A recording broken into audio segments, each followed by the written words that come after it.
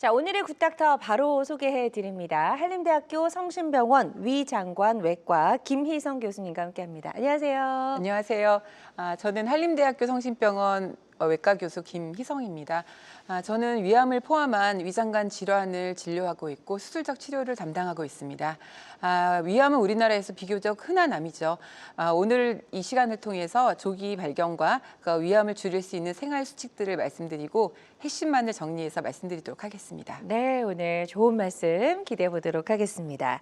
사실 지금 이제 말씀하셨듯이 우리나라는 정말 우리나라 한국인이라는 것만으로도 위암의 고위험군이다라는 말이 나올 정도로 전 세계적으로 위암 환자 수가 많은 편이라고요. 네, 맞습니다. 우리나라는 그 몽골, 일본에 이어서 세계적으로 발병률이 3위인 국가입니다. 네. 그렇군요. 자, 그래서 이런 것들이 어떻게 보면 이제 한국인들이 좀 특히 가지고 있는 어떤 식습관과 좀 밀접하게 연관이 돼 있는 것 같아요. 네, 맞습니다. 일본, 아시아, 이어서 동아시아 국가들은 위암 발생률이 굉장히 높은 지역입니다. 그 이유는 짜게 먹는 거, 염장, 절인 식품 같은 이런 식습관 문화와 헬리코박터 감염이라는 환경적인 요인이 겹쳐서 위 점막이 만성적으로 염증이 생기면서 발생하는 이유고요. 지금 우리나라 같은 경우는 지금 인구 10만 명당 발생률이 27.0명으로 세계 3위인 국가입니다. 네. 여기서 이제 여러분들께 하나 짚고 넘어가야 할 부분은 위암 환자가 많다는 거는 인구가 많은 국가에서도 당연히 많을 수 있잖아요. 그렇죠. 그래서 발병률이라는 거는 인구 10만 명당 발병률이기 때문에 우리나라는 비교적 위암이 많은 국가에 속하는 나라입니다. 그렇군요. 자, 그렇다면 이제 한국인을 좀 위협하고 있는 이제 발병 위암에 대해서 조금 더 자세히 알아보도록 하겠습니다. 위암이 어떤 병인지부터 좀 구체적으로 설명을 좀 부탁드릴게요. 위암은 갑자기 이렇게 뚝 떨어져서 새로 생기는 암이 아니고요. 되게 오랜 기간 동안 위가 만성적으로 손상이 되고 염증이 누적돼서 생기는 질환입니다. 네. 흔히 그 과정이 위염, 그다음에 위축성 위염, 장상피 화생, 그리고 이형성, 그다음에 위암으로 진행이 되고 있습니다. 여기에 헬리코박터 감염이라든가 흡연, 음주, 그다음에 직계가족의 위암이 있는 가족력 이런 것들이 모두 위암의 리스크 팩터가 될 수 있고요.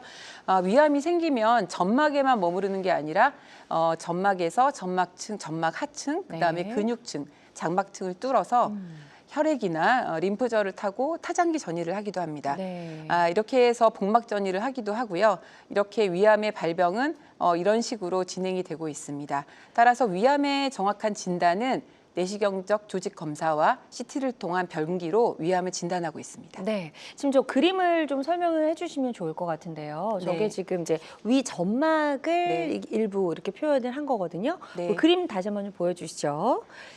예, 저희가 요거를- 보통 말하는 위암은 위선암입니다. 영어로 말해서는 아데노카시노마인데요. 저기에 보이는 점막층에서 위암이 발생합니다. 그래서 점막층에서 위선암이 발생을 하면 네. 이게 점점 진행될수록 점막 하층을 뚫고 그다음에 근육층을 뚫고 장막층을 뚫어서 위 밖으로도 병이 퍼질 수 있고요. 네. 위 밖으로 나오면은 위 밖에는 림프절과 혈액들이 있죠. 그쵸. 그래서 혈액을 타고 또 림프절을 타고 타장기 전이도 가능합니다. 그렇군요. 이렇게 해서 이제 위암이 발병이 되고 이렇게 전이가 되는 과정까지 저희가 이제 그림 보면서 좀 이해를 해봤고요. 위암도 종류가 좀 있을 것 같아요. 어떻게 네. 좀 나뉘나요? 위암은 조기 위암과 진행성 위암으로 나뉩니다. 네. 조기 위암은 대부분 증상이 없는 무증상으로 보통 발견이 되고요. 네. 사실은 저희가 외래에서 보면 진행성 위암 환자들도 국가 내시경 검사나 본인이 하는 건강검진에서 우연하게 발견돼서 외래를 찾아오는 경우가 많습니다.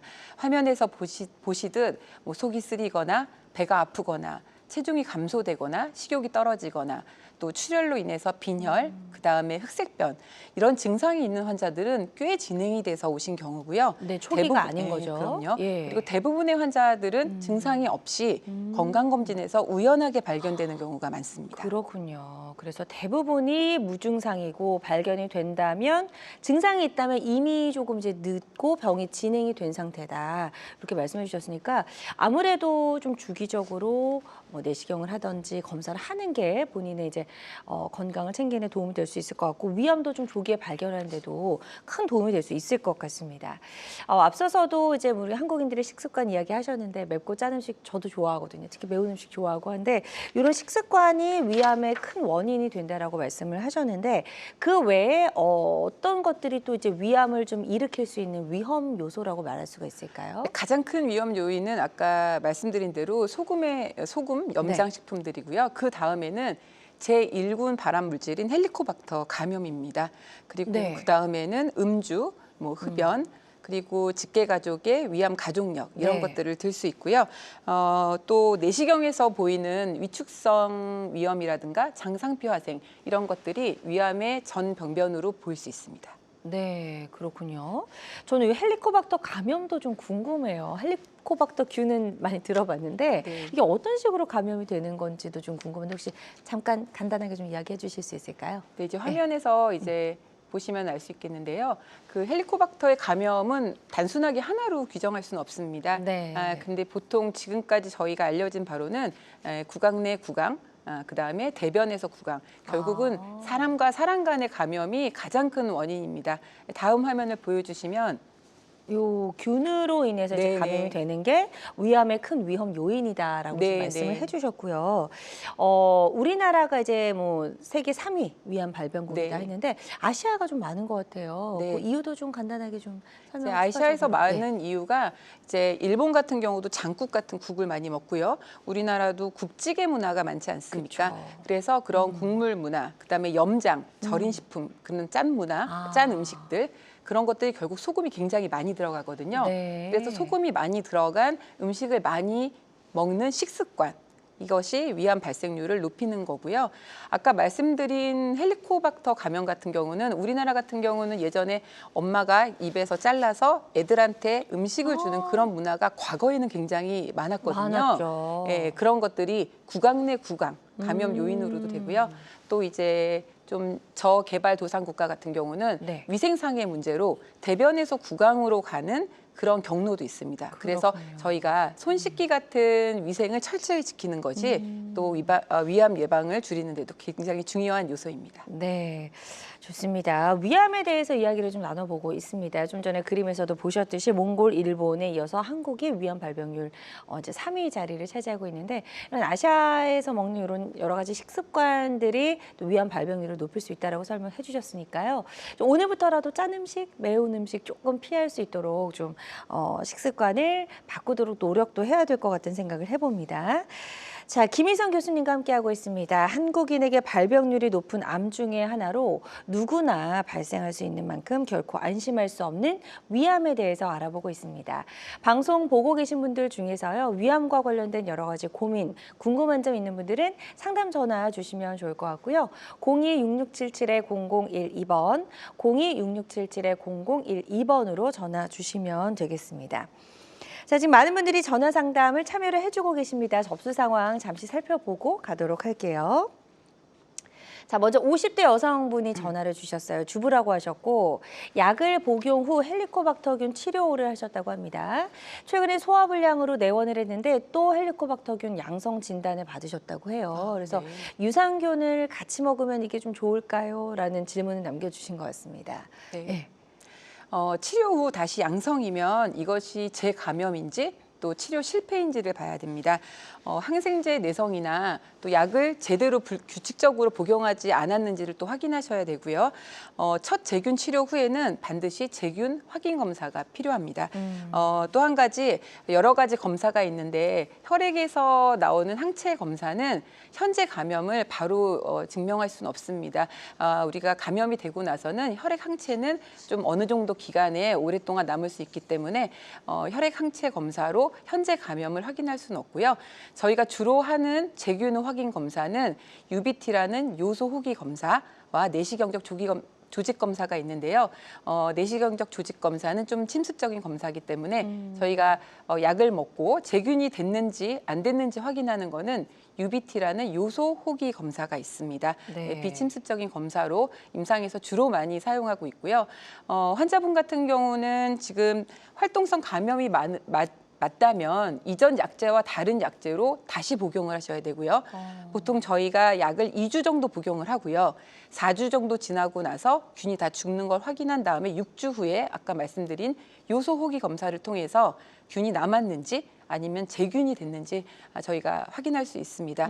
그리고 아까 그 질문에서 유산균을 같이 먹으면 어떤지 질문하셨는데요.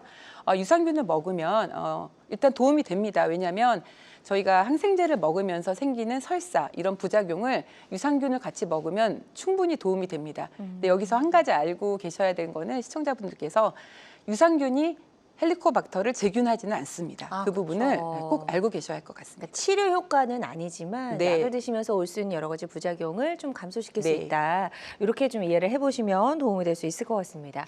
헬리코박터 균 이제 감염 치료에 대한 그런 사례였는데 혹시 이거를 제때 치료하지 않으면 어떻게 되는지도 좀 궁금해요. 보통 이제 예. 헬리코박터가 감염이 되잖아요. 네. 그럼 대부분 사실 무증상입니다. 그래서 환자분들도 증상이 증상이 없고. 전혀 없고요. 네네네. 근데 이것이 오래 지속되면은 이제 만성 염증, 위가 만성적으로 염증이 되면서 위암의 리스크가 올라갈 수 있죠. 아, 그렇기 그렇군요. 때문에 헬리코박터가 감염이 되면 네. 반드시 재균 치료하는 것을 적극적으로 권고하고 있습니다. 네, 좋습니다. 지금 상담 꼼꼼하게 잘 해주셨거든요.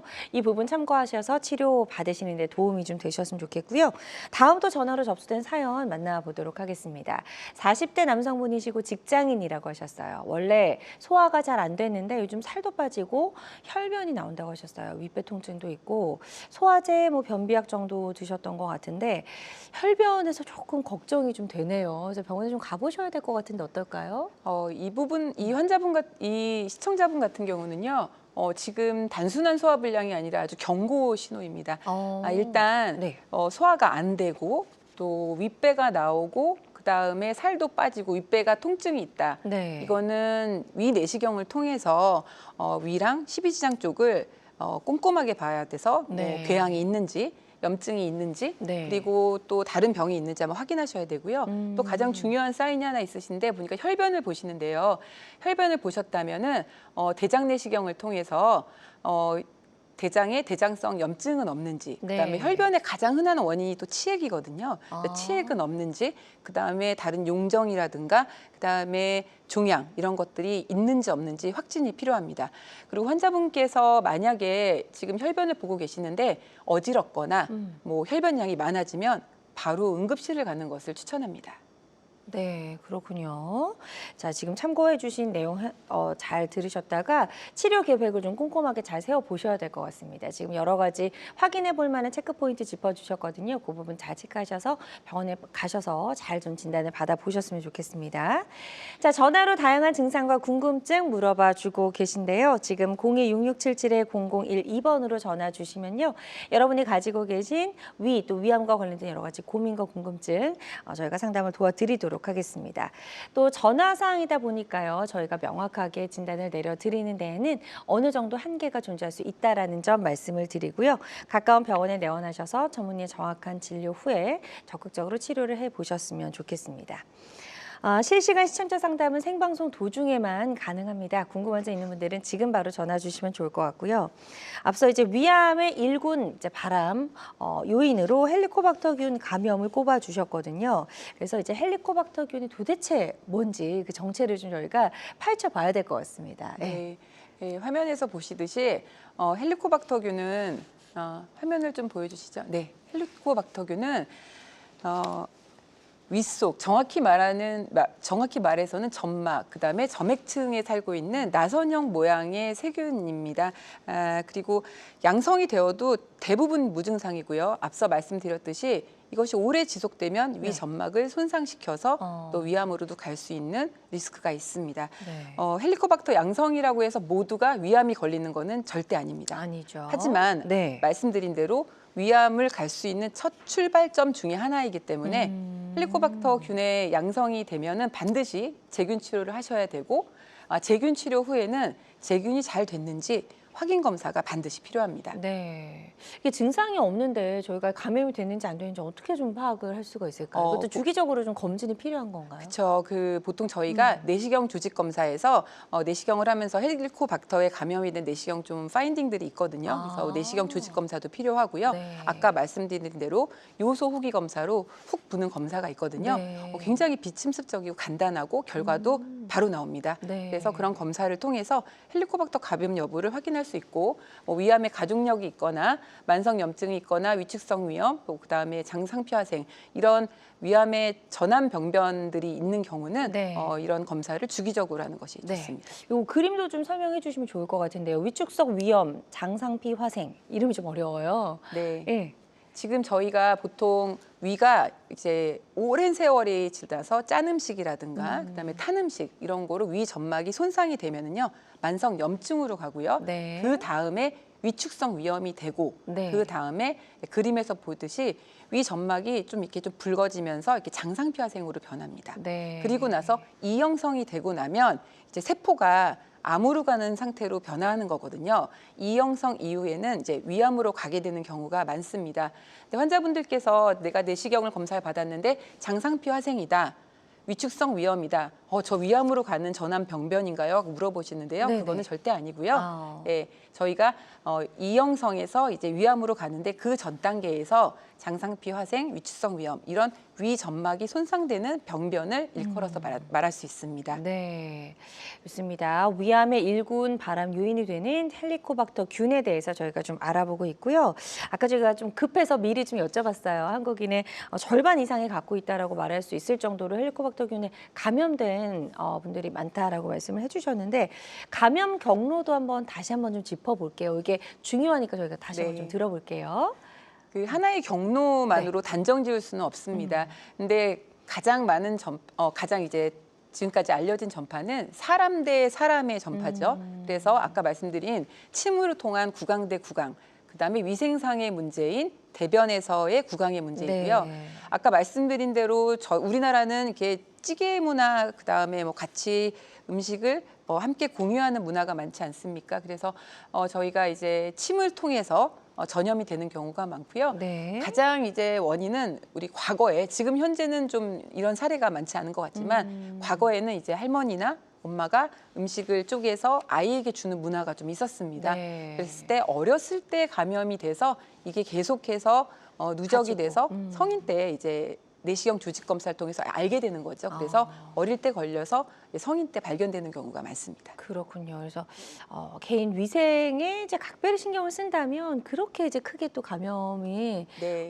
될 만한 경우는 없을 것 같다는 생각이 드는데 위암의 불씨가 될 수 있다고 하기 때문에 이제 헬리코박터균이 조금 무섭게 느껴지긴 하거든요. 그래서 어떤 경우에 이제 치료가 꼭 필요한지 치료 대상도 좀 저희가 짚어보도록 하겠습니다. 네, 모두가 다 헬리코박터 양성이 됐다고 모두가 다 치료를 하는 거는 아니고요. 네. 물론 재균 치료를 하는 건 중요하지만 화면에서 보이듯이 꼭 이거는 해야 되는 필수 환자군들이 있습니다. 그렇군요. 화면에서 보듯이 네. 위궤양 환자, 그다음에 합병증을 동반한 십이지장 궤양 환자, 그다음에 내가 위암으로 위 수술을 받았다. 이런 위암 수술 후 환자들, 그다음에 지금 화면에서 보이는 변연부 비세포 림프종 이런 환자들인데요. 이 변연부 비세포 림프종이라는 거는 그 위에 생기는 림프종이에요. 그래서 위 말트 림프종이라고 하는데 이런 환자들은 헬리코박터 제균 치료가 반드시 필요합니다. 네, 좋습니다. 그래서 헬리코박터균에 감염이 된 환자들 중에서 이런 분들은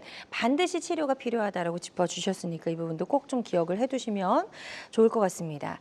자, 우리나라가 이제 위암 발병률 세계에서 3위다 이렇게 말씀을 드렸는데 또 그에 비해서 사망률은 세계 최저라고 해요. 그만큼 이제 치료가 잘 이루어지고 있다는 얘기겠죠? 네, 맞습니다. 우리나라가 발병률은 굉장히 높은 반면에 치료 성적은 굉장히 좋습니다. 그 이유는 국가검진에서 하는 조기 내시경 검사가 굉장히 중요합니다. 우리나라는 40세 이상에서는 2년에 한 번씩 무료로 국가검진에서 내시경 검사를 해주고 있습니다. 네. 내시경 검사를 통해서 조기 위암이 발견이 많이 되고요. 조기 위암은 생존율이 굉장히 높습니다. 현재 내시경 점막 절제술이라든가 근치적 위절제술로 조기 위암의 생존율은 굉장히 높습니다. 그리고 또 두 번째 가장 중요한 요소는 우리나라의 치료 수준입니다. 네. 내시경 점막 절제술, 근치적 위 절제술, 그리고 항암 화학 요법, 또 방사선 치료 이런 모든 치료들이 표준화돼 있어서 우리나라는 굉장히 경험도 많고 네. 그런 표준화된 시스템이 잘 돼 있어서 우수한 그 치료 효과를 내고 있다고 말씀드릴 수 있습니다. 네, 자랑스럽네요. 그래서 어떻게 보면 이제 위암을 이렇게 잘 극복하고 발병률이 높음에도 불구하고 사망률이 최저일 정도로 잘 극복하고 있는 이유 중에 하나를 위 내시경 검사로 좀 꼽아야 될 것 같은 생각이 드는데요. 네, 맞습니다. 네, 아까 40대 이상에서는 2년에 한 번 이제 국가에서 무료로 해주고 있다고 하는데 이제 얼마 만에 한 번씩 요 위 내시경을 꼬박꼬박 받으면 그래도 좀 우리가 안심하고 병을 예방할 수 있을까요? 네, 보통 저희가 국가에서 국가 내시경 검사는 40세 이후 2년에 한 번 네. 내시경 검사를 합니다. 네. 하지만 화면에 보듯이 위암 가족력이 있거나 또 아까 말씀드린 대로 뭐 장상피 화생이라든가 그다음에 이형성 이런 이형성들은 뭐 치료를 하겠지만 네. 그다음에 내가 예전에 위암을 진단받았다. 뭐 치료 이력이 있다. 네. 뭐 이런 환자분들은 뭐 매년 한 번씩 하는 것을 권장하고 있고요. 네. 그다음에 헬리코박터 치료를 받았으면 반드시 재균 검사를 하시고 또 정기적으로 내시경 검사를 하는 것을 추천하고요. 환자분들이 국가에서 해주는 2년마다 하는 검사도 많은 국민들께서 사실은 좀 안 하실 때도 많으세요. 그래서 네. 그거는 40세 이후 국가 검진에서 해주는 내시경 검사는 반드시 하는 것을 제가 오늘 이 자리를 통해서 반드시 하도록 말씀을 드리고 네. 싶습니다. 일단 무료입니다. 그죠? 네, 무료예요. 맞습니다. 네. 그래서 일단 꼭 좀 받아보시고 본인의 건강 관리를 주기적으로 하셔야 될 것 같습니다. 자, 지금 김희선 교수님과 함께하고 있어요. 저희 이제 위암에 대한 이야기들 나눠보고 있는데요. 방송 보시면서 위암과 관련된 여러 가지 고민, 궁금한 점 있는 분들은 상담 전화 주시기 바랍니다. 02-6677-0012번, 02-6677-0012번 상담 전화 활짝 열려 있고요. 지금 첫 번째 전화 바로 연결이 되어 있다고 해서 바로 만나보도록 하겠습니다. 여보세요? 네, 여보세요? 네, 안녕하세요. 반갑습니다. 네, 전화 주신 분 연세 어떻게 되시죠? 62세인데요. 62세시고, 네, 지금 이제 어떤 점이 궁금하셔서 전화를 주셨는지 김희선 교수님과 인사 먼저 나누시고요. 여러 가지 증상들 궁금한 점 질문해 주시면 되겠습니다. 네, 네, 말씀하세요. 안녕하세요. 안녕하세요. 김희성입니다. 네. 네, 저는요, 밥맛이 없고, 네. 음식을 조금만 먹어도 복부가 아프고 가스가 찬 거 좀 뺑뺑하고 막 그래요. 네. 그리고 화장실을 편히 못 보고. 네. 네, 다른 증상은 없으세요? 최고 힘든 건 그게 힘들어요. 네. 일단은 그 62세라는 나이가 지금 굉장히 중요한 것 같고요. 그 다음에 밥맛이 없고 식욕 부진이시고요. 그 다음에 네. 음식을 조금만 먹어도 배가 빵빵하다. 약간 좀 어떻게 보면은 소위 증상이죠. 예, 뭐 조금만 먹어도 체한 느낌이 들고 이제 화장실을 네네. 잘 못 간다. 앞서서 질문과 조금 중복되는 그 사례신데요. 일단은 먹으면 복통이 있으니까 상부 위 내시경 검사를 하는 것을 추천드리고요. 일단은 화장실을 잘 못 간다는 거는 변을 잘 못 본다는 얘기시잖아요. 그러면은 네네. 대장 내시경을 통해서 왜 그 변을 못 보는지 뭐 어떤 종양이 막혀도 못 보는 건지 아니면 단순 변비인지 이런 것들을 좀 확인하는 게 필요할 것 같고요. 일단 체중 감소가 있으세요, 환자분? 그래서 살은 별로 있는데 배가 무지 뺑뺑해 가스 작은 거죠. 배가 네. 부족하다는 얘기지. 네, 지금 증상은 단순한 뭐 소화불량이라든가 복부 통증보다는 검사를 통해서 정확한 원인을 확진하는 것을 추천드리고 있습니다. 네. 위대장 내시경을 같이 보시는 것을 추천합니다. 네, 지금 일단 위 내시경으로 대장 내시경을 동시에 좀 받아보시는 게 좋을 것 같다라고 말씀을 해주셨어요. 이 부분 참고하셔서 치료 시기 놓치지 마시고 빨리 병원에 가셔서 한번 확인을 해보시는 게 좋을 것 같습니다. 자, 다음 또 전화 연결 하나 더 해보도록 할게요. 여보세요? 여보세요? 여보세요? 네, 안녕하세요. 반갑습니다. 네. 네, 전화 주신 분 연세 어떻게 되실까요? 집 나이로 77세입니다. 네, 70대시고요. 자, 어떤 점이 궁금하셔서 전화를 주셨는지 김희선 교수님과 인사 나누시고요. 질문해 주시면 네. 되겠습니다. 네, 안녕하세요. 네, 안녕하세요. 네, 안녕하세요. 다름이 아니고 지금 이 방송을 보다가요. 제가 그냥 위내시경 할 때마다 조금 위험이 있다고 그랬거든요. 어떤 근데 위험이시죠?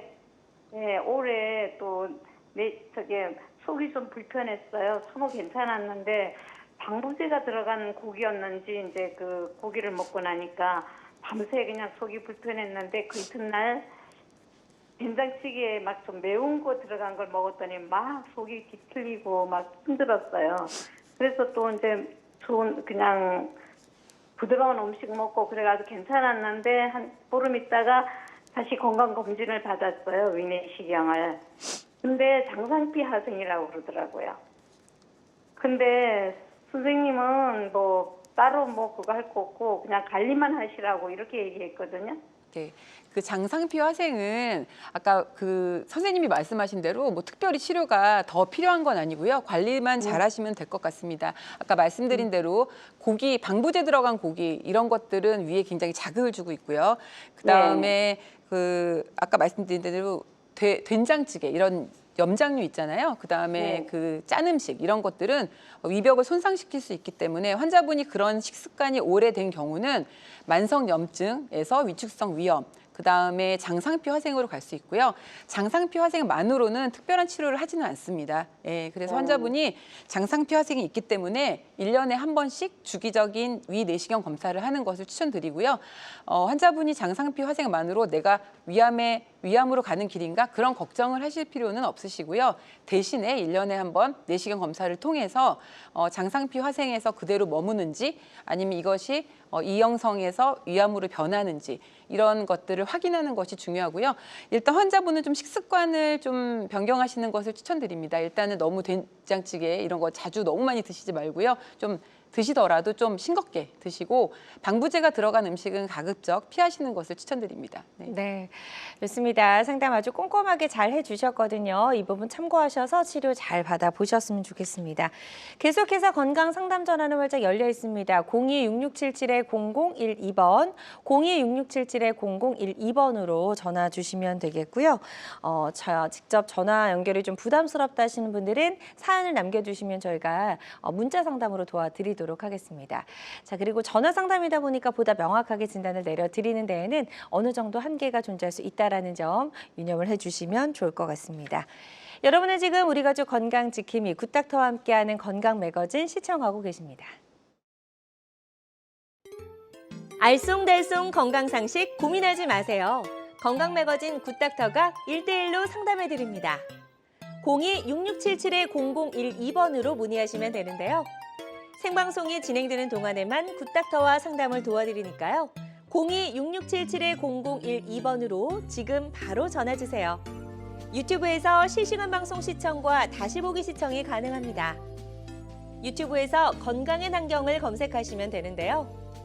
알짜 건강정보 본방송도, 아쉽게 놓친 다시 보기 방송도 이제 유튜브에서 즐겨보세요. 유튜브 검색창 건강엔 환경입니다.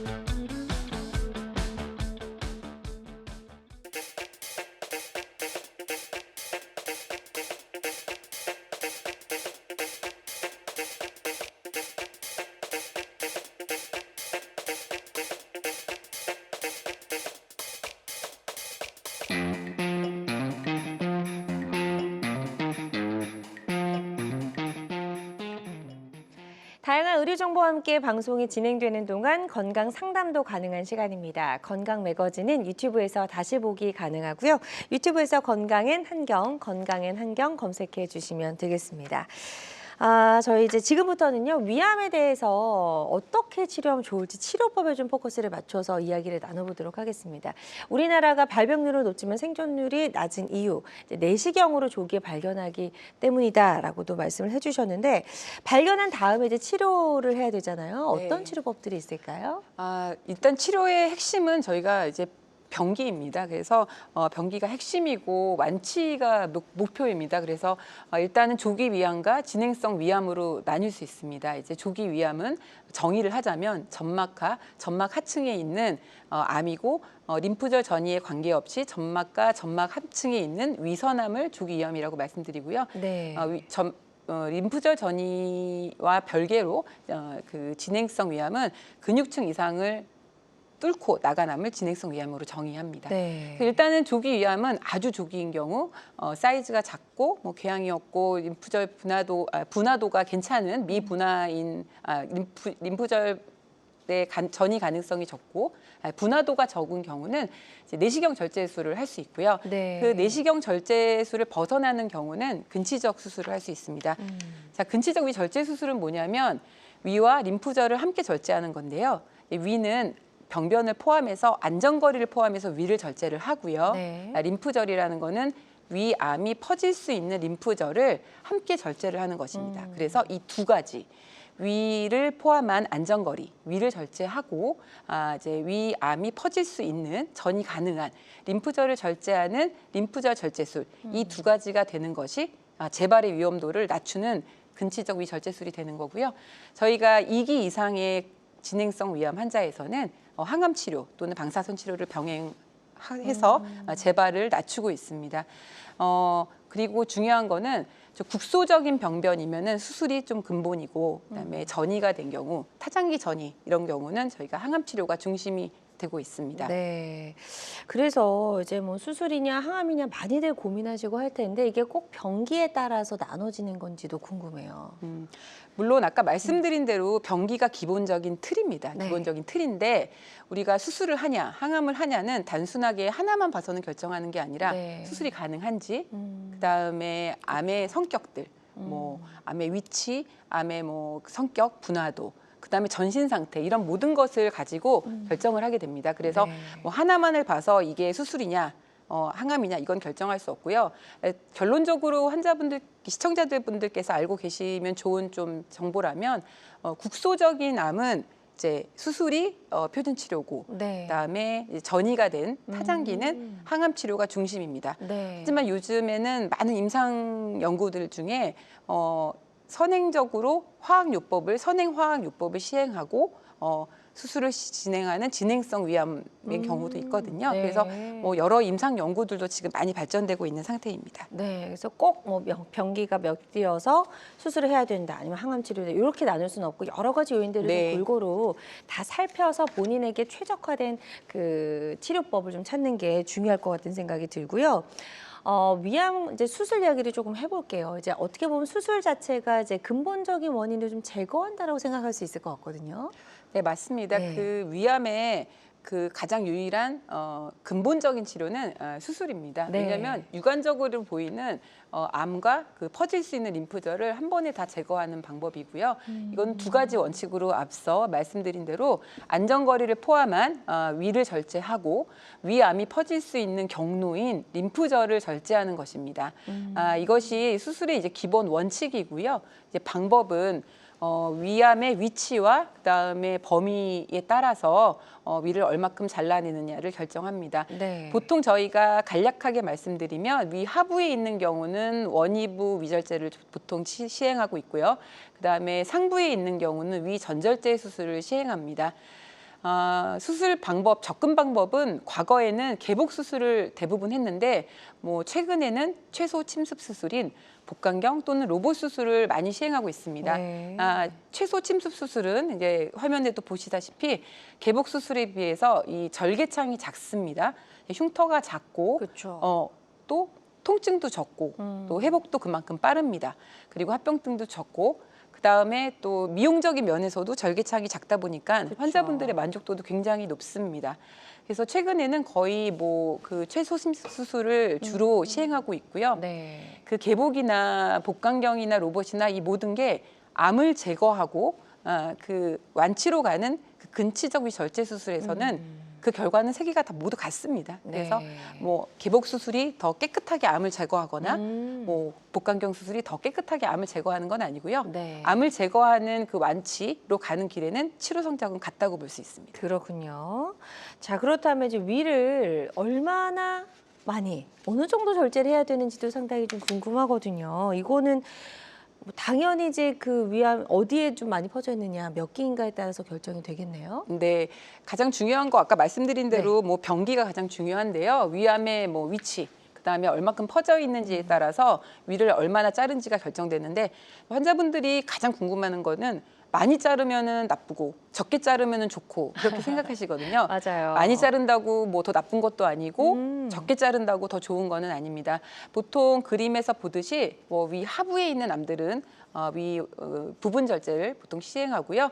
상부에 있는 암들은 보통 전절제를 시행하는데 위를 절제할 때 가장 중요한 거는 위를 절제하면서 암을 완전하게 제거하는 것도 중요하지만 위를 좀 남기면서 얼마나 삶의 질을 유지하느냐 그 균형을 맞추는 것들이 그쵸. 저희 외과 의사의 할 일이라고 생각합니다. 네. 그리고 다음과 같이 위 절제 범위의 원칙을 이제 4가지로 압축하면 암이 어디 있느냐, 하부냐, 중부냐, 상부냐. 네. 그다음에 병기는 뭐 조기냐, 진행성이냐, 뭐 그런 병기를 가지고 절제를 결정하고요. 그다음에 자른 단면에서 위 아래에서 암이 안 남아 있어야 문압으로 연결을 합니다. 그래서 네. 저희가 수술장에서 위를 자르고 위 아래의 단면을 이렇게 잘라서 현미경으로 그 병리과에 보냅니다. 동결절편이라는 생검인데요.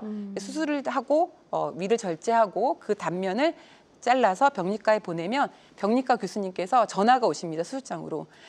주신 동결절편에서 암이 없습니다. 그러면 저희가 그 소식을 듣고 감사합니다. 그리고 바로 문압을 연결합니다. 그래서 안전면이 굉장히 중요하고요. 네. 그다음에 림프절 전이 가능성, 림프절 전이가 가능한 그런 세포 분화도가 있는 암들은 좀 더 적극적으로 림프절을 절제를 하고요. 그다음에 환자의 전신 상태 굉장히 중요합니다. 기저질환도 굉장히 중요하고 나이도 굉장히 중요해서 환자의 전신 상태 이 4가지를 가지고 절제 범위를 결정합니다. 네, 좋습니다. 자, 그럼 이제 위 절제를 어떻게 하느냐에 따라서 이제 막 마무리하는 방법이 좀 다를 것 같은데 그 그림을 준비해 오셨어요. 그림 네, 보면서 설명을 들어보도록 하겠습니다. 보여주시죠. 저희가 이제 그 위 하부에 있거나 중부에 있는 암 중에서는 위에서 왼쪽에서부터 1, 2, 3번 이렇게 위 부분 절제를 시행하고요. 네. 위암이 완전 상부에 있는 경우는 맨 오른쪽에 있는 그 위 전절제를 시행합니다. 네. 위 부분 절제의 방법이 3가지가 있는데요. 위랑 12지장을 연결하는 방법, 위랑 공장을 연결하는 빌로스 2 방법, 그다음에 위랑 공장을 연결하는데 약간 2번째 그림과 3번째 그림의 차이가 있어요. 뭔가 Y자형의 루아이 공장, 위 공장 연결술이 있습니다. 1, 2, 3번 그 왼쪽부터 1, 2, 3번을 치자면 3가지 다 각각의 장단점이 있습니다. 그래서 그거는 환자의 병기, 그다음에 해부학적 구조 그런 거를 모두 종합해서 수술장에서 외과 의사가 결정을 하고 있습니다. 네. 네. 정말 중요한 역할을 하고 계시네요. 네, 좋습니다. 그래서 위 수술하는 방법, 절제술에 대해서 설명을 좀 들어봤고요. 방송 보시면서 많은 분들이 궁금해하신 분들이 많은 것 같습니다. 위암과 관련된 여러 가지 궁금증 지금 전화로 주고 계시고요. 02-6677-0012번으로 계속해서 전화 주시면 되겠습니다. 다른 전화가 또 하나 더 연결이 되어 있어서 바로 만나보도록 하겠습니다. 여보세요? 예, 네, 안녕하세요. 반갑습니다. 네, 어머니 연세가 어떻게 되시죠? 70이요. 네, 70대시고 지금 이제 어떤 점이 궁금하셔서 전화를 주셨는지 저희 김희성 교수님과 인사 나누시고요. 질문해 주시면 되겠습니다. 안녕하세요. 예, 안녕하세요, 선생님. 네. 네, 말씀하세요. 네. 저는요, 2002년도에 위암 수술을 했거든요. 네. 초기인데 개복을 했어요. 네. 그래갖고 연태까지 견뎠는데요. 병원 가면은 그냥 위암이라고, 위 염증이라고 그냥 그래서 맨날 약을 갖다 먹고 그랬거든요. 네. 그런데 음식을 먹으면은 배가 사르르 아파갖고 설사를 하고 그러더라고요. 네. 그래서 상추 같은 거, 네. 상추 먹을 때도 그렇고 어제는 저 카레를 조금 해서 먹었는데도 배가 영 한 4시간 지나도 소화가 안 돼가지고 결국은 그냥 토해버렸거든요. 네. 그리고 오늘 아침에는 저기 양배추하고 밥을 한 2숟갈 좀 먹었나 그런데도 또 배가 아파가지고 네. 화장실에 갔었고. 근데 또 점심에 주스를 조금 먹었더니 그게 수프지. 수프를 조금 먹었더니 그런 것도 소화가 잘 안 되고 항상 속이 더부룩하고 또 어떤 음식을 잘못 먹으면 화장실 가고. 네. 그래서 무슨 약 같은 거 갖다가 저기 병원에서 약 줘주는 거요. 염증약 같은 거 줘주는 거 먹으면은 그거 먹어도 아주 조금만 며칠 먹으면 또 속이 더부룩한 것 같아서 또 못 먹고 그랬어요. 그래서 왜 이렇게 염증이 심해서 그런가. 올 3월 달에 병원 가서 저기 내시경 하니까 아무것도 없다고 그러긴 했는데 소화가 네. 그렇게 안 되고 그래요. 네. 자, 일단 2002년도에 위암 수술을 받으셨죠? 네. 네. 그리고 나서 저희가 이제 그 계속해서 정기 추적을 아마 하시는 것 같아요. 그래서 아마 올 3월에도 내시경 검사를 받으신 것 같은데요. 최근 1, 2년 사이에 내시경 검사에서 특별히 이상이 없다면 큰 걱정은 안 하셔도 될 것 같아요. 근데 이제 아까 말씀드린 대로 위를 절제하고 나면은 소화가 좀 안 되고 또 이제 위 수수루 증후군이라고 뭐 설사도 하고 변비도 하고 속이 더부룩하기도 합니다. 이런 증상들이 뭐 크게 문제가 있어서 뭐 암이 뭐 재발되고 이런 것보다는 위를 자르고 나서 생기는 정상적인 반응 중에 하나인데요. 그렇다고 이게 전혀 문제가 없다고 또 할 수는 없기 때문에 일단은 지금 드시는 대로 짜고 맵고 뭐 카레 이렇게 좀 짠 거나 맵거나 상추같이 이렇게 줄거리가 길거나 이런 것보다는 당분간 좀 죽을 드시고요. 죽을 드시고 좀 속을 편안하게 하시고 그럼에도 불구하고 뭐 소화제를 먹고 뭐 다른 약을 먹었는데도 불구하고 지속적으로 뭐 소화가 안 되고 그런 거는 다시 한번 그 수술받은 병원에 주치의 선생님하고 상의하시는 게 좋을 것 같고요. 가장 문제는 구토를 하셨거든요. 근데 이런 구토가 얼마나 반복적이냐, 아니면 단순 구토인지 아니면 막힘 증상이 있어서 구토를 하는지가 굉장히 중요하고요. 지금 많은 시청자분께서도 궁금해하시는 것 중에 하나인데 내가 위암이 걸렸으면 또 위암이 걸리냐 그렇게 궁금하신 분들이 많은데요. 저희가 위암 리스크 팩터, 위험군 중에 하나는 위를 절제한 군이 절제를 안 한 군에 비해서 다시 위암이 걸릴 수 있는 확률이 높습니다.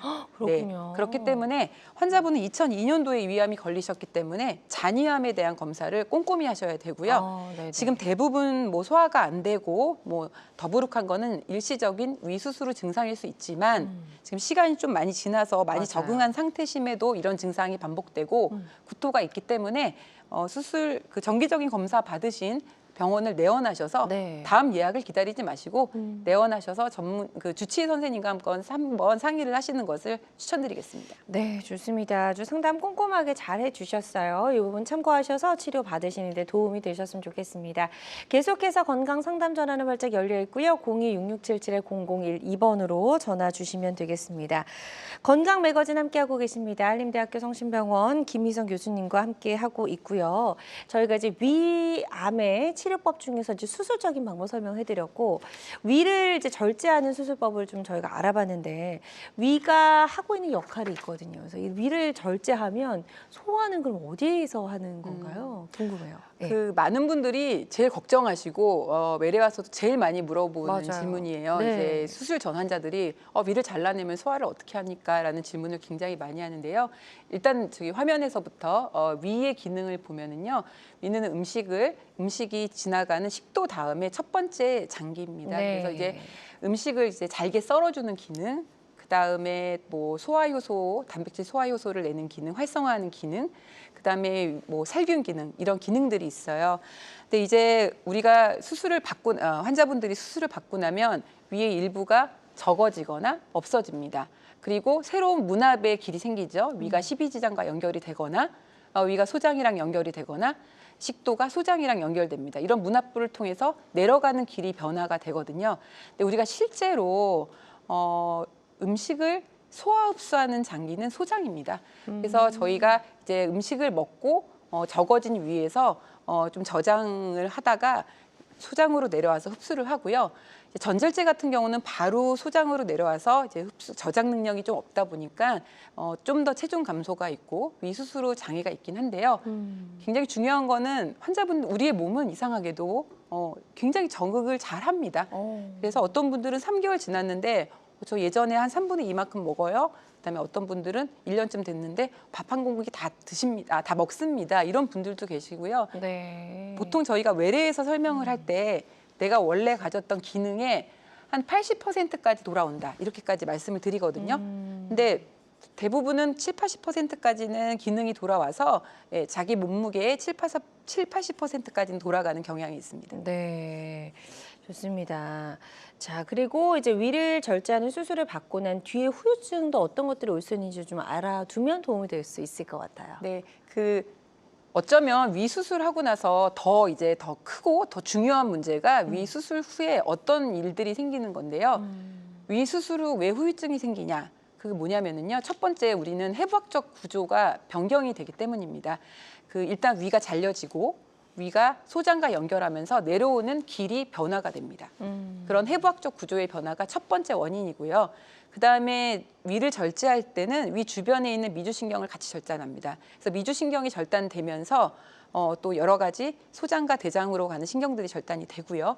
그다음에 위에 아래에 있는 유문부라는 게 있는데 유문부가 절단되면서 배출되는 속도, 조절 기능이 좀 변화가 되거든요. 이러한 여러 가지 원인 때문에 위수술 후 증후군이라는 포스트 가스트렉토미 신드롬이라는 그런 증후군, 후유증을 겪습니다. 그래서 환자분들이 수술 후 잘 못 먹고 얹힌 느낌, 그다음에 뭐 불편함, 체중 감소, 변비 설사 이런 것들은 저희 환자들의 7, 80% 이상에서 나타나는 증후군들이거든요. 네. 좋습니다. 그래서 이런 후유증이 뭐 생기지 않으면 좋겠지만 생긴다고 하더라도 우리가 좀 잘 알고 있고 대처를 잘 하면 될 것 같고요.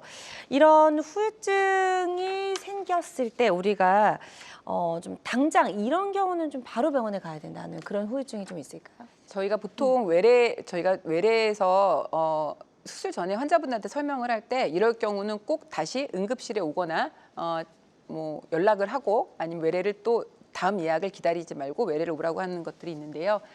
자, 저희가 수술을 하고 환자분들이 태어날 때까지 저희가 조기 합병증을 좀 확인합니다. 그래서 조기 합병증은 뭐 출혈이라든가 감염, 뭐 문합부의 유출이라든가 뭐 좁아지고 이런 것들을 다 확인하고 이상이 없는 경우는 퇴원을 시킵니다.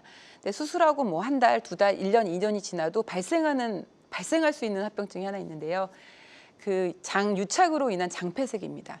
저희가 수술을 받으면 장 유착은 대부분 환자들이 생기거든요. 네. 유착만으로는 절대 문제가 되지 않습니다. 근데 유착이 됐을 때 장이 꼬인다거나 장으로 가는 혈관이 꼬여서 혈관 공급이 안 된다. 그리고 이제 장이 막힌다. 이런 경우를 장폐색이라고 하는데요. 장폐색의 증상은 환자들이 뭐 가스 배출이 안 됩니다. 대변을 못 봅니다. 그리고 배가 빵빵해지고 배가 아픕니다. 그러면서 내려가지 않기 때문에 구토를 하고요. 이런 경우는 반드시 응급실에 오셔야 되는데 여기서 중요한 건 고열까지 났다. 그러면은 막 장이 괴사가 될 수 있는 가능성이 있기 때문에 지금 화면에서 보이는 고열, 가스 배출이 안 되는 거, 네. 심한 복통, 구토는 지체하지 마시고 가까운 바로. 응급실을 바로 방문하시는 거를 추천드리겠습니다. 네, 자 수술을 받고 이런 증상이 있다면 바로 좀 병원에 가시는 게 좋을 것 같고 위암 이제 치료를 하고 나서도 우리 재발을 방지하기 위해서 여러 가지 우리 생활 수칙들 잘 지켜야 될 것들이 있을 것 같거든요. 마지막으로 그 이야기 들어보고 오늘 방송 마무리하도록 하겠습니다. 네, 5가지 생활 수칙. 자, 제가 오늘 시청자 여러분께 말씀드리고 싶은 5가지 생활 수칙은요. 제가 앞서서 계속 반복적으로 얘기한 부분과 아마 많이 겹칠 수 있습니다. 이제 짠 음식, 고염식, 그다음에 탄 거, 가공류, 염장, 절인 음식을 좀 피하시는 게 좋습니다. 아예 못 드실 수는 없을 것 같고요. 가능한 피하는 것을 권장드리고요. 저희가 규칙적으로 식사하고 체중 관리하는 것도 굉장히 중요합니다. 왜냐하면은 폭식이나 폭식 이런 것들은 내가 모르게 과식을 하게 되고 짜고 맵고 자극적인 음식을 먹기 때문에 규칙적인 식사와 소식도 굉장히 중요하고요. 그다음에 체중 관리도 굉장히 중요합니다.